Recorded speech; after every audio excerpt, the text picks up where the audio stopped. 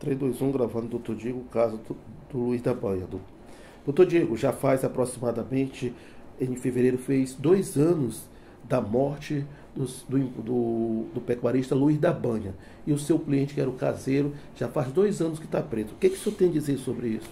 Olha, primeiramente, a gente gostaria de agradecer os ouvintes, né, que a gente está aqui prestando as informações pelo veículo de comunicação, que é muito importante. Já se fazem 2 anos, mas nós tínhamos um juízo diferente do qual é hoje. Hoje temos uma nova juíza e temos uma nova promotora. E para que a gente pudesse fazer qualquer tipo de situação em relação a qualquer pedido de soltura, não caberia no momento, haja vista que o processo encontra-se em grau de recurso, por insatisfação da sentença que foi prolatada, que foi a sentença de pronúncia do Jorge. Doutor, no primeiro momento que aconteceu o sequestro, o seu cliente estava no carro com o seu Luiz da Banha. E depois ele foi levado para o hospital. O que ele relatou para você? Quantas pessoas tinha no momento que sequestraram eles? Olha, o momento que sequestrou foi a mesma situação que foi posta nos autos do processo, nos depoimentos. Ele também não se esquivou de prestar esclarecimento até à própria imprensa. Foram 2 pessoas, nos quais ele disse que era semelhante a outras 2 pessoas que foram acusadas supostamente, indevidamente, só que são situações que no inquérito policial não trouxe à baila a situação de informar que realmente foram os 2. E o juízo anterior mencionou que ele tentou desviar o foco da investigação, colocando para 2 pessoas inocentes. Isso não aconteceu, haja vista que o depoimento dele é bastante claro. Ele diz que são 2 pessoas semelhantes aos que foram acusados injustamente. Ele não deu a certeza e não disse que foram os 2. Ele disse semelhante. Semelhante é uma coisa, igual é outra. Quer dizer que ele não chegou a confirmar. Isso, ele não chegou a confirmar, haja vista que, quando ele foi depor, há uma série de erros processuais na fase inquisitorial. Desde as intimações, que não foram pessoais, foram intimações: chega na casa do meu cliente, leva ele para a delegacia para ele depor, sem advogado, sem nenhuma instrução, e falava o que queria. Inclusive, uma dessas vezes a gente se deparou com uma situação do delegado ter levado o mesmo para depor na casa dele, o que é irregular, viciando o processo. Quer dizer que o seu cliente foi ouvido na casa do delegado que estava investigando o caso. Sim. Por que não a delegacia?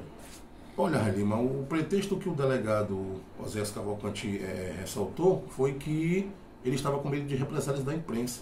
Só que em nenhum momento ele se esquivou da imprensa, e a maioria das vezes, como se pôde acompanhar, ele tinha um representante legal para falar por ele, que no caso era o seu advogado, e no caso, na época, já era eu constituído, e nós prestamos esclarecimentos possíveis nos quais a imprensa pôde nos indagar. Doutor, ele falou que o seu cliente não tem envolvimento e não matou Luiz da Banha. É tão simples, Lima, evidenciar. Por quê? Porque quando teve o papel da imprensa, que foi importante, que teve a imprensa investigativa no sentido de inocentar os 2 que realmente foram inocentados, porque não foi dito nos autos do inquérito que seriam os 2, eram semelhantes aos 2. Então, parte-se da premissa de que você faça uma presente investigação e não queira dar de imediato uma satisfação à sociedade, investigando o crime de uma forma rápida, sem todos os elementos para que se possa chegar à culpa de quem seja. Doutor, na sua concepção, tudo isso da polícia, o inquérito policial, tudo isso foi para dar resposta à sociedade, porque o filho da vítima era um secretário de Estado do governo, e isso a polícia queria dar uma resposta logo à sociedade? Sim, Rali, mas a gente entende que sim, porque assim, diante da situação, a gente tem diversos crimes de homicídio na cidade de Bacabal, e a gente ainda não tinha visto algo parecido. De imediato perícias, de imediato helicóptero, de imediato todo o suporte né, de pericial para evidenciar o fato. Nesse sentido, observa-se que quando surgiu a figura dos dois, foram presos os dois flagrantes, foram inocentados, sobrou para quem? Para que pudesse dar satisfação à sociedade, sobrou para o Jorge. Ocorre que foi toda feita uma investigação, foram feitas perícias no local do crime, foram feitas indagações a pessoas próximas e a Constituição também. Não restou comprovado qualquer situação de indícios suficientes, como se coloca nos autos, de autoria do Jorge. E foi encontrada alguma digital dele, do Jorge? Lima, isso muito me surpreende. Por quê? Porque foi periciado o carro, foi periciado as roupas, foi periciado a residência e foi periciado todas as armas que ali tinha dentro, né, da fazenda. No caso era facões, enxada, foice, tudo isso foi periciado. E todos os laudos restaram negativos. Doutor, o senhor teve conhecimento, porque as informações chegaram para a imprensa, que o seu cliente teria sido, lá dentro do presídio, delegado, teria ido lá já à noite para tentar fazer ele confessar o crime. Teve isso? E, Railima, a gente sabe que os veículos de comunicações têm as informações, né, privilegiadas, às vezes, e isso chegou aos meus ouvidos.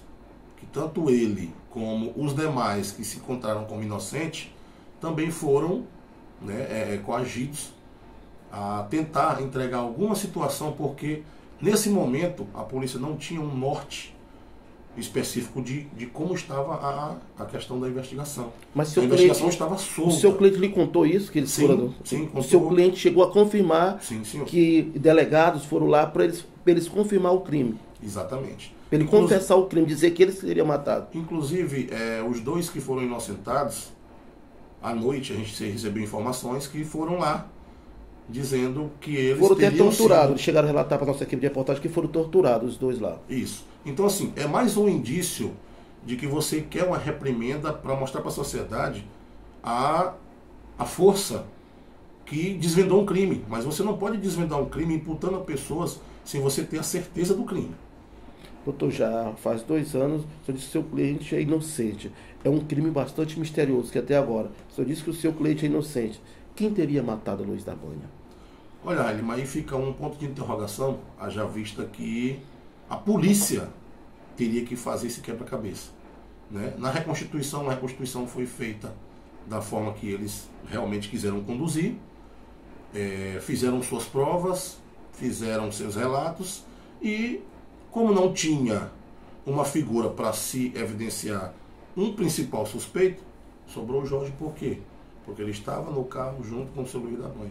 Para alguém teria que sobrar. E o dinheiro? Foi encontrado todo o dinheiro? Nos autos do processo, Railima, tem essa quantidade dentro de um saco plástico se eu não me engano, da sacola Mateus. Mas a quantidade, mas no inquérito policial diz a quantidade de dinheiro que tinha? Não diz. Para você ver... Quer dizer que não foi relatada a quantidade de dinheiro? Ou foi em segredo de justiça? Para você verificar a situação do que ocorreu. Todo inquérito, ele é eivado de vício. A defesa veio mostrando desde o início. A excelentíssima promotora Laura Amélia, competentíssima, ela vai observar todas as nuances que tem nos autos do processo. Por que não foi relatado a quantia em dinheiro que foi encontrada? Por que não foi relatado o conteúdo que ali estava no caderno que foi encontrado? Por que não foi relatado os outros pertences que foram encontrados nessa sacola? Porque tem uma foto nos autos do inquérito que comprova que foi encontrado uma quantidade em dinheiro, um caderno com anotações e demais objetos, desodorante e algumas outras pertences que agora não estou bem recordado. E isso deveria ser minuciosamente relatado no inquérito. A quantia em dinheiro e os demais pertences que foram encontrados. Doutor, pelo que você vem falando, que a gente também viu, isso não dá o caminho de um latrocínio, porque o dinheiro foi encontrado, o carro foi encontrado, só ele morto, e o caderno com anotações foi encontrada também. Então isso quer dizer que não foi um latrocínio. Não chegou a ser um latrocínio, haja vista que isso aí foi uma situação, eu não posso te dizer e te afirmar categoricamente o que teria sido, se foi paga promessa, se foi uma execução de alguém ter mandado. Agora, pelo que o Jorge já contribuiu naquele espaço de tempo que ele trabalhou com o seu Luiz da Banha, nós temos relatos da própria cozinheira, que eles se davam muito bem. Então não tinha o porquê o Jorge chegar a fazer isso. O Jorge tinha seu dinheiro, foi evidenciado que o Jorge fez uma festa com o Chicão dos Teclados, na época foi... Diz que ele estava furtando os gados. Isso. Agora, vejamos, Rainha.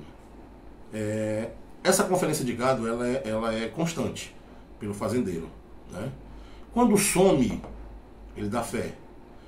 Quando ele dá fé que sumiu, ele vai fazer a contagem. Mas, quando a polícia pôs essa situação, já temos a motivação do crime, o roubo de gado.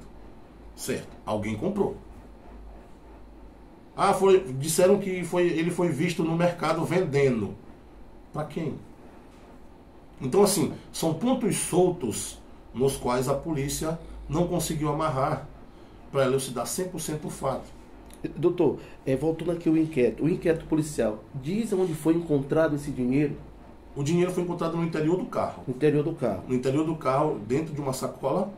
Foi tiros do seu Luiz, ou foi facado? O que foi que aconteceu? Olha, Railima, o que tem no inquérito, né, são golpes, entendeu? De objetos cortantes. A gente não sabe aqui lhe presenciar se foi facão, se foi faca, se foi qualquer outro objeto cortante. Então quer dizer que no inquérito policial diz que o dinheiro foi encontrado no interior do carro. Sim, a perícia comprovou isso, né? E a perícia trouxe todas as situações de forma negativa. Os objetos pessoais dele continuavam com ele, relógio, que ele usava alguma coisa assim? Sim, tudo. Ali a gente observa durante toda a investigação que não houve situação de tentar furtar ou roubar algo. Ali foi uma situação onde foi uma execução, né, por encomenda, não se sabe. Essa é a linha de raciocínio que eu tenho. Doutor, na sua concepção, o seu cliente, a prisão dele está sendo ilegal? Sim, com certeza, Anima. Haja vista que, primeiro, desde o inquérito policial, como eu relatei, vem viciado. As intimações não foram pessoais, foram com base em situações que você pega o cliente da pessoa, bota dentro do carro e leva para a delegacia. As coisas não são assim. Ele não estava como preso, ele estava como testemunha. Inclusive, na época do fato, eu dei diversas declarações. Ele pode ser suspeito, mas até o presente momento ele é investigado e ele é testemunha. Ele pode virar réu, pode, como todos os outros podem virar réu. Mas no momento, o que a polícia fez naquela época, né, eu ressalto muito o trabalho da polícia, é um belíssimo trabalho, né, mas às vezes quer dar uma satisfação rápida para a sociedade, mas de forma que às vezes prejudica terceiras pessoas. Doutor, o que chama atenção quando foi decretada a prisão do Jorge, menos de 20 minutos aconteceu a audiência de custódia. Nem mesmo você tinha conhecimento da audiência de custódia, foi informado pela imprensa. Por que essa pressa toda? Railima, o que a gente fica curioso é essa situação. O Jorge foi preso, isso foi ressaltado em uma das petições. O Jorge foi preso às 2 horas da tarde. Às 2 horas da tarde. Antes de o Jorge estar preso, a audiência de custódia já estava marcada. Ou seja, para que você tenha um procedimento legal, primeiro você prende, faz todos os atos do inquérito policial, corpo de delito, colheita de depoimentos, aí você encaminha-o para a unidade prisional. Antes do Jorge chegar na unidade prisional, já estava marcada a audiência de custódia. Mesmo antes dele ser preso, já estava marcada a audiência de custódia. Ou seja, porque expediram um mandado de prisão temporária muito antes de prendê-lo, a audiência de custódia já estava marcada. Então, assim, são situações que a gente fica curioso. Por que aconteceu tudo isso dentro do processo? Se não é para dar uma satisfação para a sociedade, a gente não entende o porquê aconteceu tudo isso nos autos do processo. Doutor, nós só queremos só agradecer a sua entrevista, esclarecer alguns fatos, nesse caso do seu cliente aí, que é o Jorge, agradecer o senhor por estar aqui com a nossa equipe de reportagem informando sobre esse caso. Olha, Lima, a gente que agradece porque a imprensa, como ressaltado anteontem, né, no júri que a gente teve o condão de representar, o interno, a gente ressaltou o papel da imprensa, é muito importante, né? E com essas situações a gente vê que vocês não passam de repórteres, passam de repórteres investigativos, que é primordial para que se possa ajudar, né, a sociedade e a polícia. Porque assim, ó, a etimologia da palavra do crime, em como ocorreu, a gente sabe. A gente sabe como ocorreu o crime, como foi elucidado o crime, e as provas que foram legais e as provas que foram ilegais.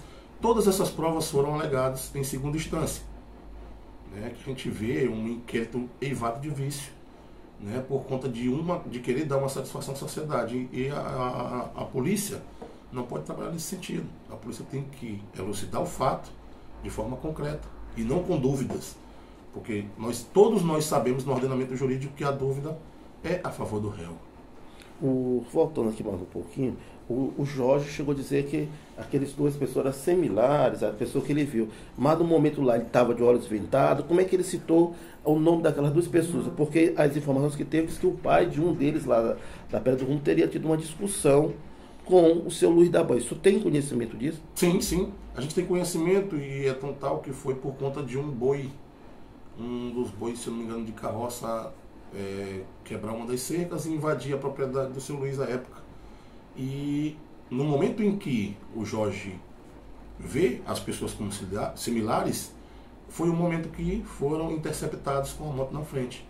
Os dois com roupas encapuzadas e de capacete. Então, assim, não teríamos nós como dizer com certeza e propriedade quem seriam.